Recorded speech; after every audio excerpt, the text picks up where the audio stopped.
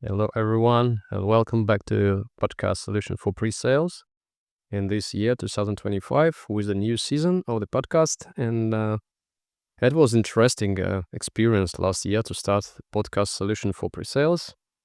Unfortunately, I didn't manage to record all the topics I wanted to talk about. And this year I will plan to release more episodes in this season. So thanks everyone who was listening me in 2024. And I hope you will find the upcoming episodes interesting as useful too. I have a big list of topics for discussion, but if you have any ideas, feel free to just leave the comments on the episode or send me the question in LinkedIn.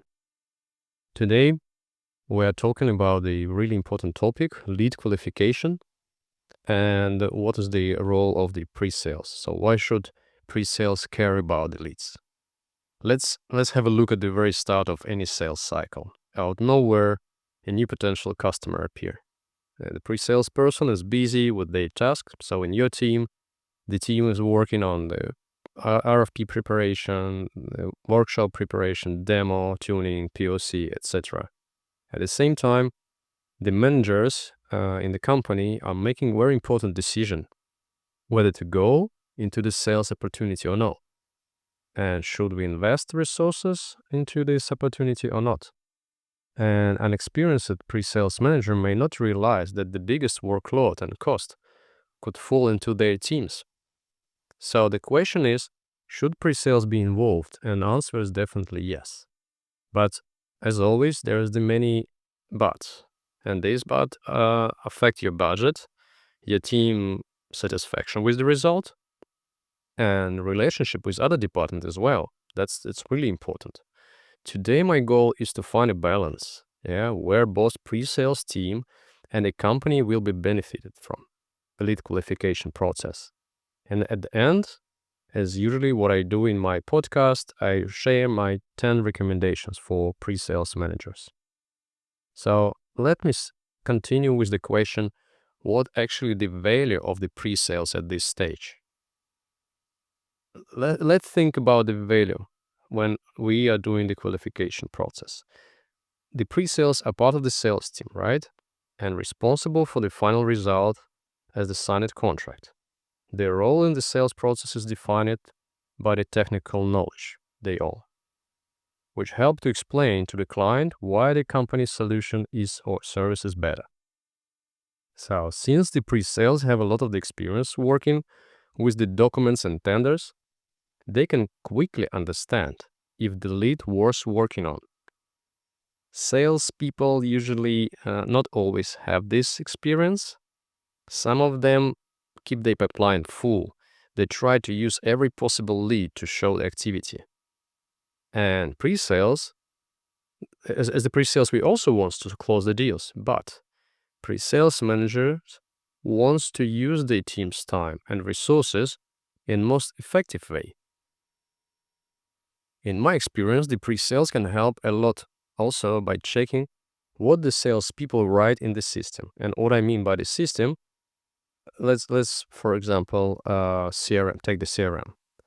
Often the information in the CRM is incorrect or incomplete. This could be financial data or details about the product and services. So pre-sales should carefully review the information, make corrections, and tell the salesperson about the mistakes. And besides of working with the sales, pre-sales also get the latest updates from the product team. We had this separate episode in the last year about the connection between the pre-sales and product management team, so it's really important. So the pre-sales with this bridge to the product management team, they know what the features are coming soon and what are they released recently. This is important because the salespeople often don't know about the new product updates. They may not see the full potential of the solution. So as the pre-sales, we can check if there's the risk of delivering the needed functionality and also discuss it with the product manager, considering the resources, the experience, and implementation team workload from both delivery and from the product management team. It's also important to understand the company past experience in the region or with the client. So the pre-sales see many documents over the years and may know about the past problems or success. They participated in many workshops, demos, and presentations, so they're quite aware what was the customer fears or pains when we were introducing or delivering our product. So if we tried to work with this client or in this region before, it didn't go well, it can definitely influence the decision during the qualification. But remember, lead qualification includes not only technical evaluation, but also financial potential, urgency to the client, and existing relationship with the sales team. And we all know that sometimes this relationship play a bigger role than the technical fit. In the end, pre-sales provide feedback that helps salespeople to make fewer mistakes, future lead generation. Each time they receive the feedback, they learn to qualify the leads better and faster. So this helps the company make stronger, healthier pipeline and with more realistic reporting. It's helped filter out weak leads earlier. And to sum up this topic, the value of the pre-sales at this stage is not only the expert opinion about the product fit. The experience matter even more with the product, with the services, project, and they work with CRM data. All help give the management better information to make a good strategic decision. Now, I think we are ready to go to the point that's how much is too much, or in other words, pre-sales don't overdo it. Being proactive is good, but don't take over the whole task. This train already has the driver and some assistants in place. We are just one of the assistants. Our job as the pre-sales is not to replace the driver, not to take over their duties, and not call ourselves as the driver. At this stage, we, the pre-sales, we observe where the train is going to give advice. Our advice helps to avoid wasting resources, reduce the travel time, and prevent going to the wrong direction. So let's look into the example where we define decision-making model for the new leads. Let's call it, for example, fast track. So out of the small criteria, maybe 5 or 6, only 2 require the input from the pre-sales. The first is whether the requested solution fits the company existing technical architecture. And the second, whether the company has the experience in such project in this region, and do they have the support in this region. And all the pre-sales need to give in a short and clear answer with minimal details. These criteria are created to make qualification process fast. These recommended to be based on a closed question with yes or no answer. So the pre-sales should answer if the company can deliver this type of the services in this region with the high chance of the success, yes or no. All other questions in the qualification process should be answered by the sales. And give you examples, some typical questions for the sales. Is this request official? So official RFP issued or RFI. Does the lead meet the minimal deal size criteria? So you can set the minimal amount, which help filter quickly. What else? Do I understand what type of the license needed? Is it the product license or the subscription? And last but not least, does this deal have the strategic value for the company? This is the important for the cases that don't meet other criteria but still valuable. So this kind of the fast track model usually split into a couple of blocks, 2 blocks, main and additional one. So the first we go through the main criteria, 3, and then we move to the additional criteria if we are not sure with the first 3. So the usually pre-sales are responsible for 1 criteria in each block. For example, in the main block could be solution fit, what company currently offer as the solution or the service. When the preparation is done by the sales and pre-sales, usually we hold the qualification meeting. Yeah. In my practice, it's better to review the several deals for the same or different regions in one meeting. And we are, as the pre-sales, we assigned a pre-sales manager, we assigned the experts, one or several, depending on what other leads are considered in this meeting. We join this meeting as experts. The meeting team can ask the clarified question to understand how each criterion was evaluated. So the role of the pre-sales in this stage or in this process is to make a decision on one or more criteria and take part in the qualification meeting, when the group of the managers review the leads. And for this particular meeting or stage in the leads evaluation, that what I would, as the pre-sales manager, recommend to avoid. First, I'm recommending to avoid going too deep into details. Yeah, explain to your team that this process should be light and not require much time. At this stage, the information provided by the salesperson should be enough to evaluate the pre-sales criteria. Please avoid engaging directly with the clients. I had the experience when the pre-sales start bombarding at this stage the customer with the tones of the really detailed question, and this lead goes nowhere. So the leads qualification is the strategic task. So don't be afraid yourself and ask your pre-sales team to give the feedback to the salesperson on their criteria. But don't evaluate them yourself, right? Let them evaluate and give them your feedback. So if the pre-sales see that the qualification was done incorrectly, or some of the criteria what being qualified by pre-sales were ignored, there must be a way for us, for the pre-sales managers, to request review, the second review or second gate.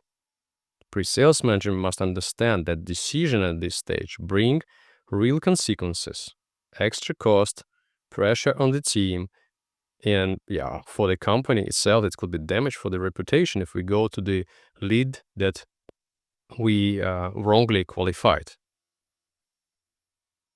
So now we're slowly moving to the next step. So what should we do to make every time this process of the qualification of the leads better and lighter and faster? And I would emphasize here on the knowledge, collecting the knowledge. So like in other areas, we need to learn from the past experience.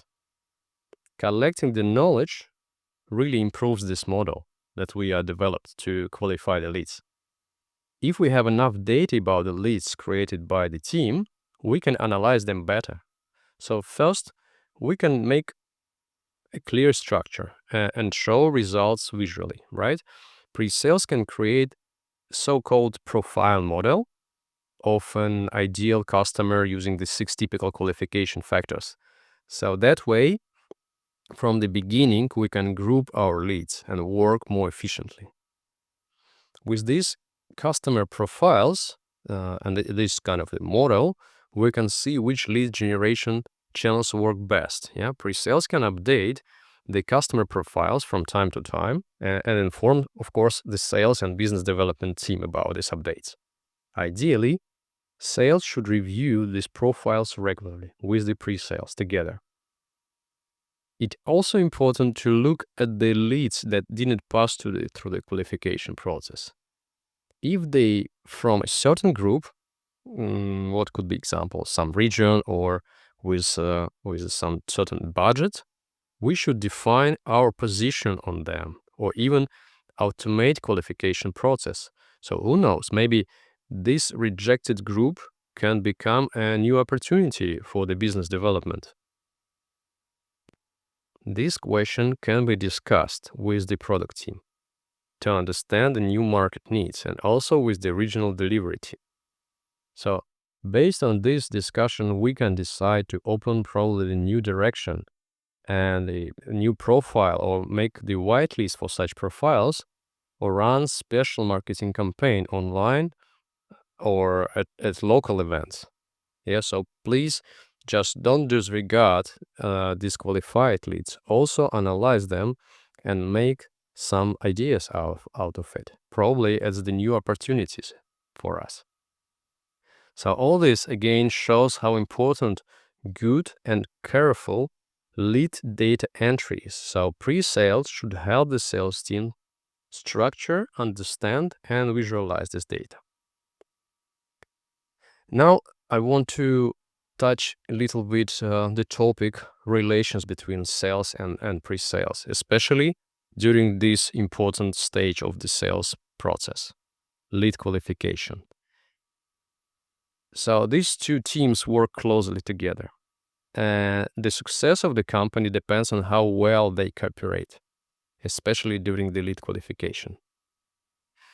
Sometimes pre-sales have to reject the leads, right? And yeah, that's because we have the criteria, and if the criteria doesn't fit our product offering, then we should disqualify this lead. Yeah, but who created these leads? Sales they're responsible for the creating them. It's important for the pre-sales to clearly explain why the lead didn't meet the criteria. This definitely could lead the conflict in this situation. And I also understand the salesperson. Creating the leads is not the easy task, right? You use your network, you visit and participate in many different events in the market, and yeah, you just don't want that the company just waste what you've been developed for the months or for the years. So nobody likes when the hard work is rejected, right? So to avoid this, I think it's important to agree in advance on who is responsible for what. Let's take a situation when the decision on the pre-sales criteria is not obvious. For example, even if the simple cases, there are exceptions. So pre-sales should not say, I would recommend not to say, I'm an expert, I know the best, trust me. It's better to say in such a situation that I want to understand first myself and help others to understand reasoning behind this decision. So again, we need clearly facts and logical conclusions, not emotional options for this particular type of the leads. There are no bad pre-sales who reject the good leads. Pre-sales are experts and they are advisors. They help sales understand technical parts. Together, if they're working well, they will build the strong pipeline for the future. So, I remember the several cases where conflict happened during the qualification. Pre-sales don't aim to help sales meet KPI or increase lead count. Their job is to decide which leads really bring the value to the company. After all, they will work together on this or other project later.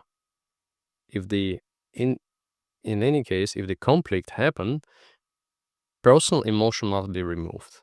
The team should do a joint review of the leads. Both sides can share their opinion, and then the team leaders make a final decision without a bias. Now, after we discussed that the possible conflict may rise between the sales and pre-sales team during this stage, let's think about the timing. So when should your team, your pre-sales expert, jump into this lead qualification process? I think that's as the earlier is the better. So I want to mention two situations when the pre-sales can really jump as early as possible into this process. This is the exhibitions and also the monitoring the leads in the CRM. So let's start with the exhibitions, for example. Normally, marketing collects the lead information. And if pre-sales also attend these events, they can review the leads list in the evening. Yeah, why not? Pre-sales can also add information about the potential client they met during this event. Even better to do this together with the sales and business development. There could be some resistance, but remind that the pre-sales will be involved anyway, and it is better to start together. So pre-sales can mark the most promising leads and discuss them later at regular team meetings. So whether the leads comes from the marketing campaign or from the salesperson network, it ends up in CRM. So we, as the pre-sales manager, can set how often the team check new leads. It can be one person or split by region. You might ask, monitoring is passive. What should pre-sales do if they find mistakes? Let's remember, the pre-sales are responsible for the solution.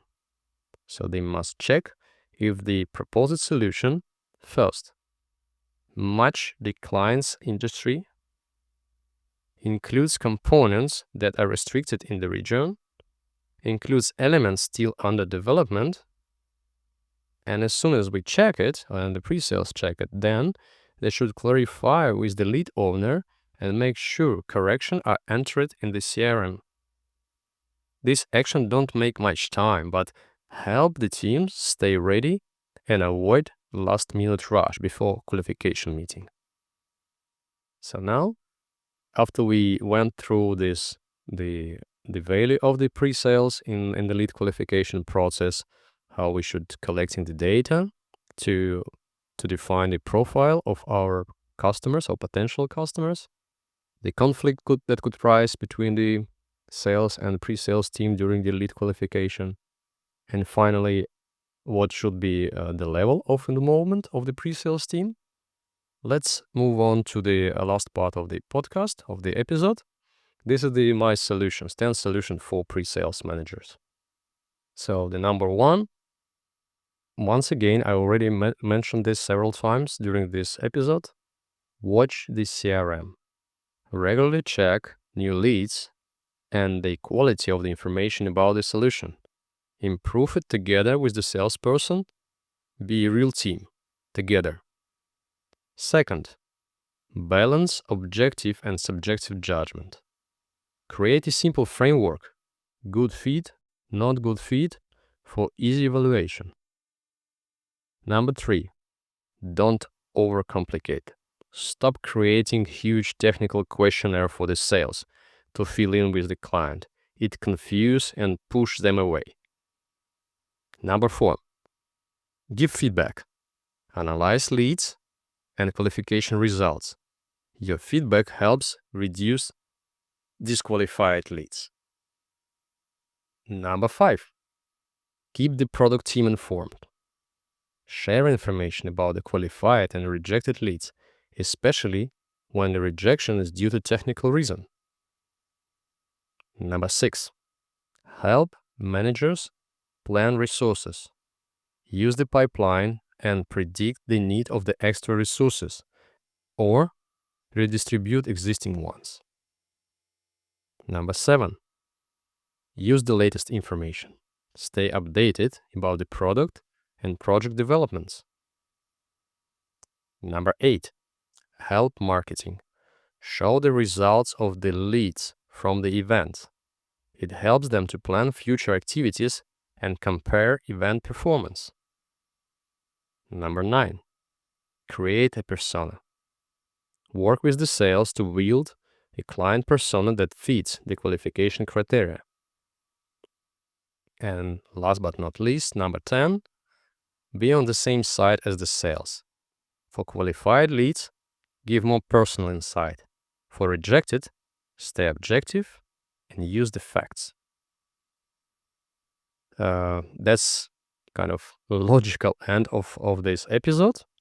I'm really thank you for listening my podcast and this episode till the end.